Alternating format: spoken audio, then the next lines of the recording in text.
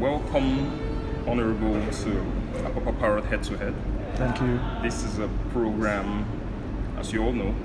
Apapa Parrot is a platform where we're bridging the gap between the government and the community. All right. So we welcome Honorable Sunkanmi, Faniyi, Yes. an aspirant of the APC, who is to contest against Honorable Mojisola, Yes. who is also like a two-time member of Lagos State House of Assembly. Yes. So we actually compiled questions Okay. from the community because the people actually have been looking for opportunities to get to talk to the community, talk to their representative, yeah. those who represent them in the states or wherever. So this is an avenue for them to get to hear from you direct, and then we get to engage you, and then find a way to see how they can reach out to you, comment or whatsoever. So questions have been compiled. Okay. So now we're going to start by getting to know you. All right. So can we know you, sir? All right. Thank you very much. My name is Sunkanmi David Faniyi. I am an aspirant under the platform of APC for Lagos State House of Assembly for 2023 general elections. Okay. So now let's go directly to the questions. One of the questions is,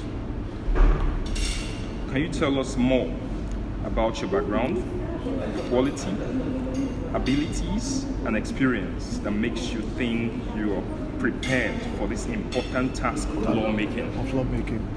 Okay, thank you. My qualities. I will just jump to the university I went to. I went to University of Ilorin and I studied engineering, agricultural engineering to be precise.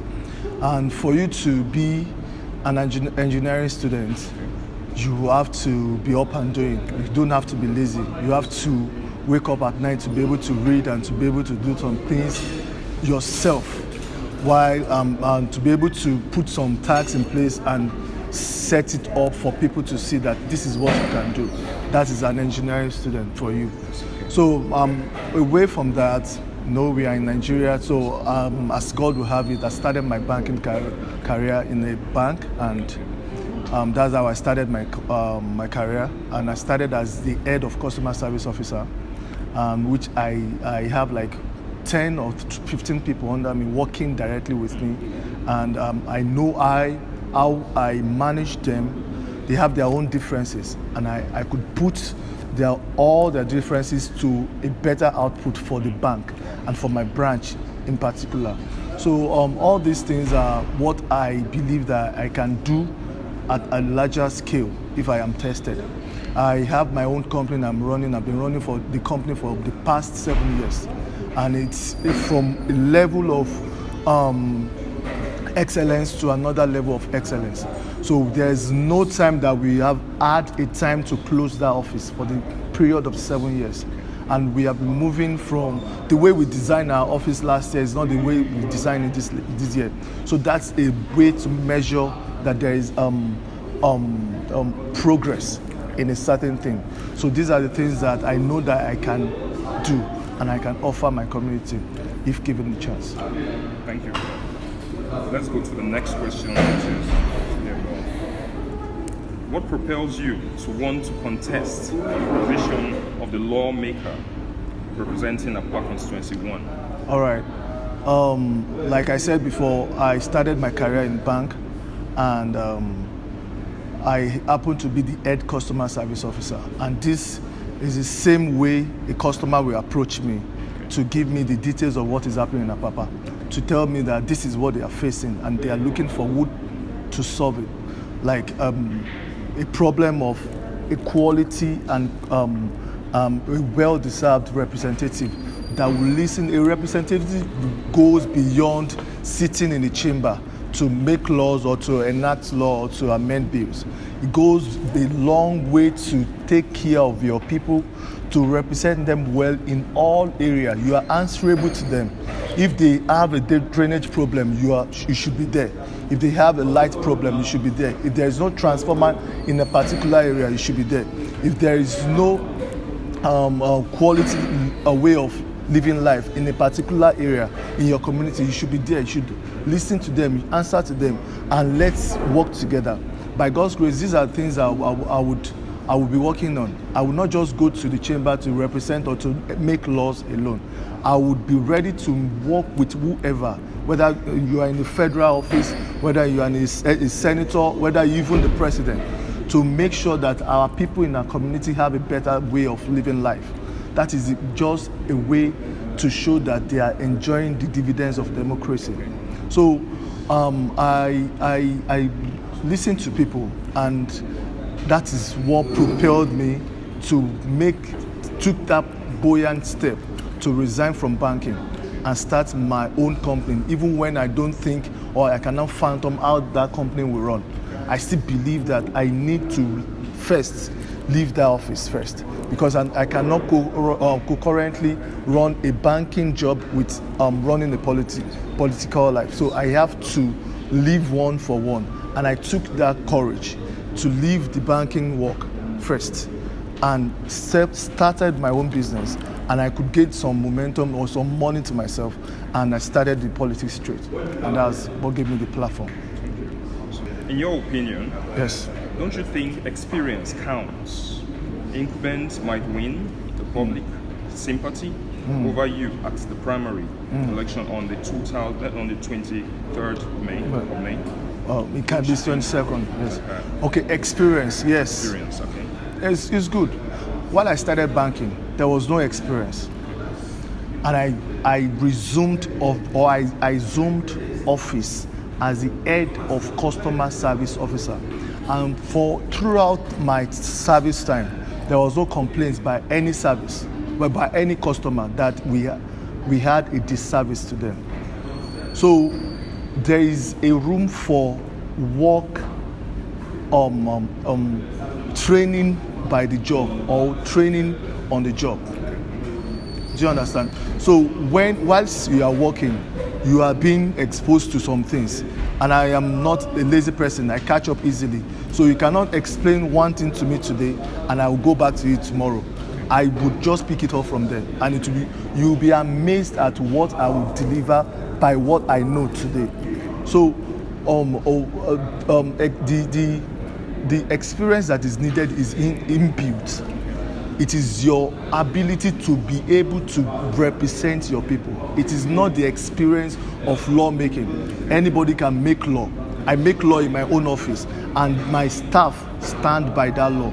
So anybody can amend bills. What I just need to do is to review all these bills and see which one will best fit our community, and review it and reapply for the enforcement of that law, and it's done.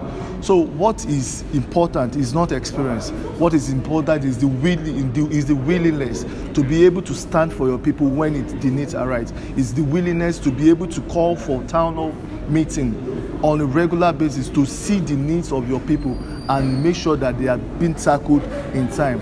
That is what a representative is all about. A representative is not about experience that you gather in the house. A representative is the willingness to make sure that your people don't suffer things that are basic amenities to them. What are the issues or problems you believe are prominent now affecting Apapa State Constituency 1? And what do you think you will do differently to address those problems? Right. Issue number one is for the youth. The youth are not all my assessments. The youth of Apapa Constituency 1 are not gainfully employed.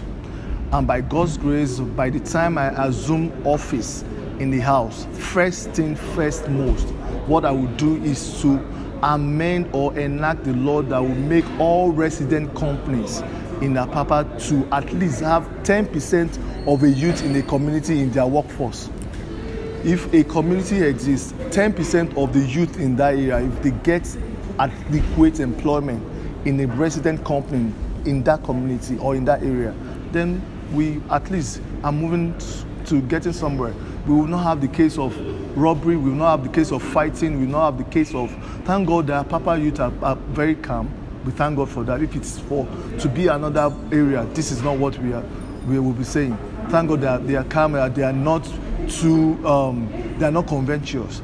So if not for that, we thank God for that, and if not for that, this is not the story that we'll be talking about today. So first thing, first most is to make sure that the youth are gainfully employed.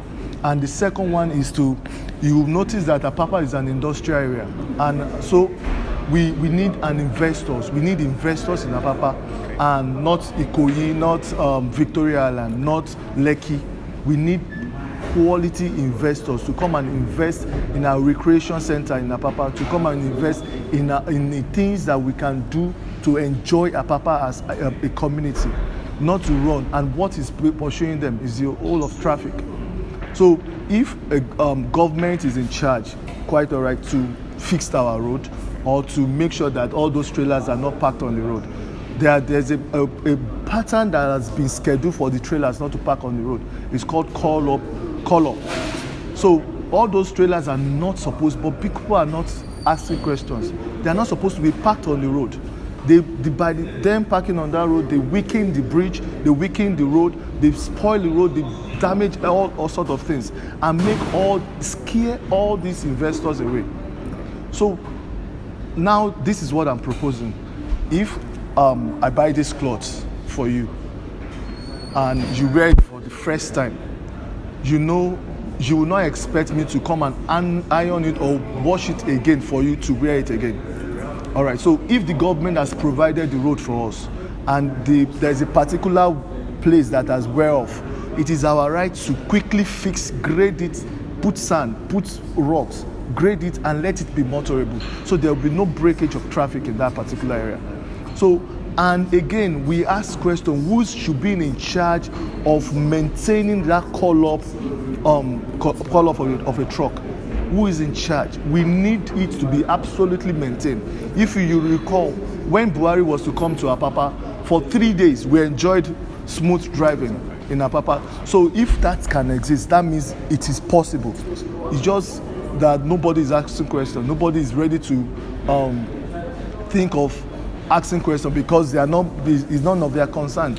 They are not bothered. They have left the Apapa people to face their problems.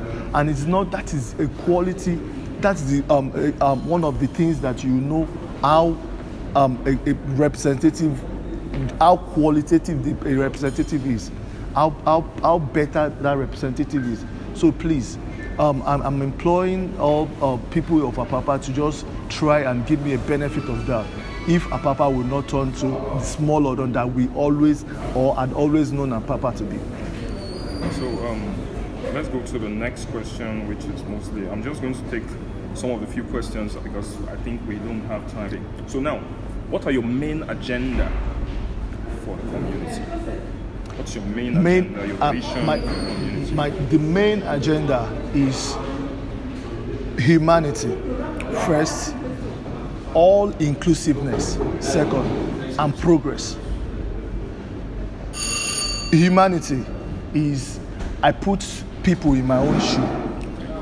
What I cannot take, I would not put it to you. What I cannot face as a situation, I don't want you to face it as a situation. That is humanity. What I want to enjoy as human being, I want you to enjoy it as human being. That is my main agenda. All inclusiveness. If you watch it closely in Apapa politics, some people enjoy the rule of divide and rule. They divide some people to work against some people for their own benefit, and they sponsor those people so they can get what they want and run away, and that's all they do.